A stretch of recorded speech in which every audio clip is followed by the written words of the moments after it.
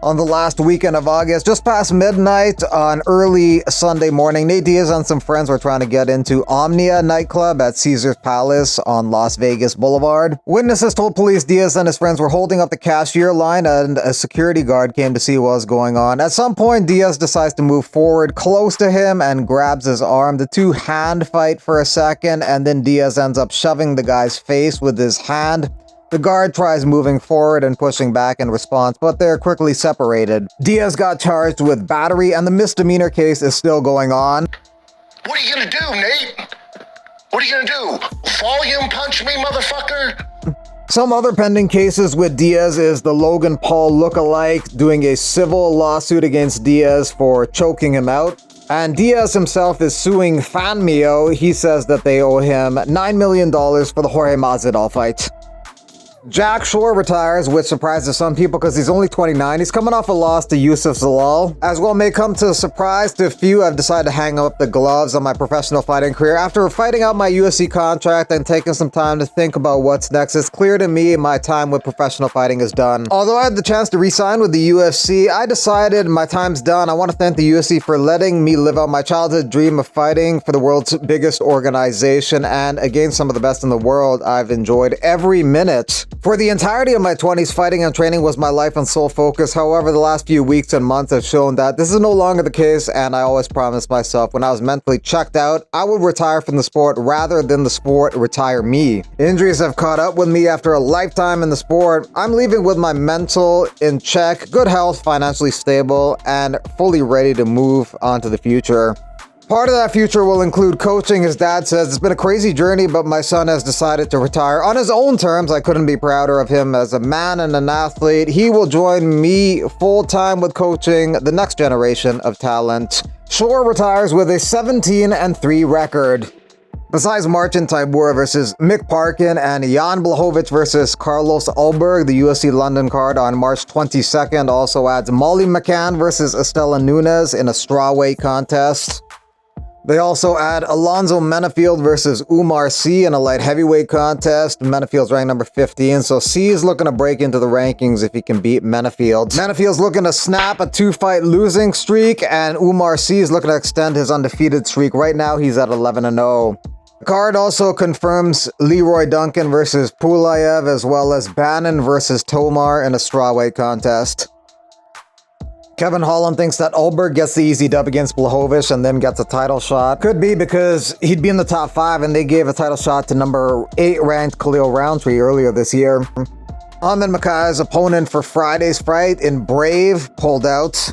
So stepping in on 2 days' notice is Filipino fighter Joe Vincent. So he has a record of 10-5. He'll be a colossal underdog, but credit to him for stepping in on just 2 days' notice against a very tough opponent. And this will be at a catch weight of 130 pounds. This is really a waste of Mokaev's career. This has been a weird year for him. He went from being basically up next for a title shot to now doing this fight at the end of the year. Ilia Topuria is a special guest at that show, Brave 91. Some reporters should grill him and ask him if he's actually serious about dropping the featherweight title and moving up to 155. Since Pantoja's lacking challengers at 125, Davison Figueiredo says he's willing to move back down and fight him for the belt. He's the former champ. He moved up to 135, and it would be an interesting fight, but he's going to have a really hard time making 125 again. I don't know if he's going to be able to make that. After his victory over the weekend over Asakura, Pantoja moves up 2 spots in the pound-for-pound rankings to number 9. Gilbert Burns thinks he should be higher. The level of disrespect, better, but not enough. The guys ahead of Pantoja include Aspinall, Dvalishvili, Duplessis, and Muhammad.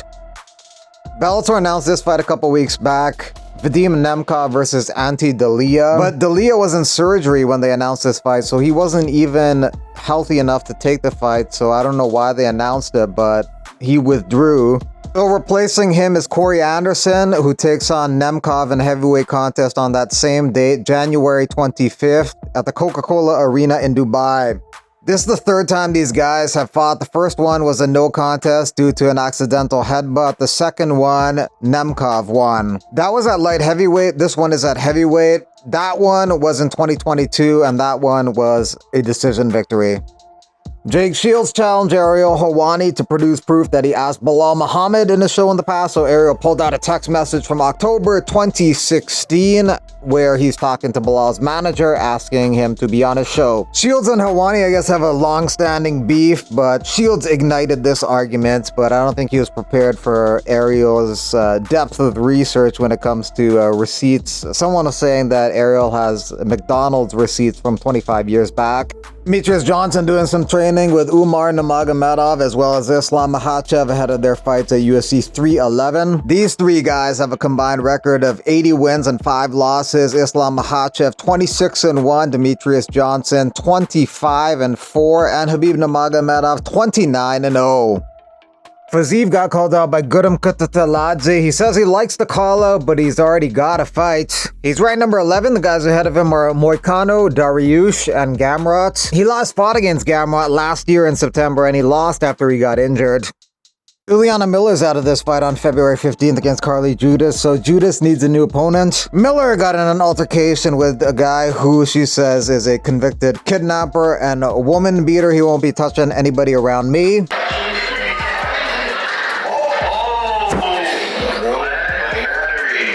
Julianna Miller. She's a professional UFC fighter. The criminal she just smacked is a convicted kidnapper and woman beater by the name of Pantoja Morales Torres. After getting smacked by this woman, he proceeded to cry for 45 minutes at the local police station. Ever since standing up for myself, I've been non-stop harassed by people on media platforms, all media platforms, threatening me and my family. I was verbally and physically harassed by this man. They didn't show him shoving his camera into my nose or the shit talking he did before I stood up for myself. Also, he was not touched. His hat was. This man will assault your kids and kidnap and assault them. Yet I'm the bad guy. Nope. Arrest the felon.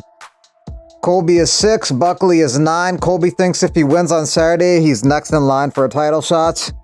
Colby's last fight was a title shot and he lost that. 2 fights before that was a title shot and he lost that. 2 fights before that was a title shot and he lost that. So he wants a title shot again if he wins. That would be the streak he's on. Win, lose title shot, win, lose title shot, win, lose title shot, win, get another title shot.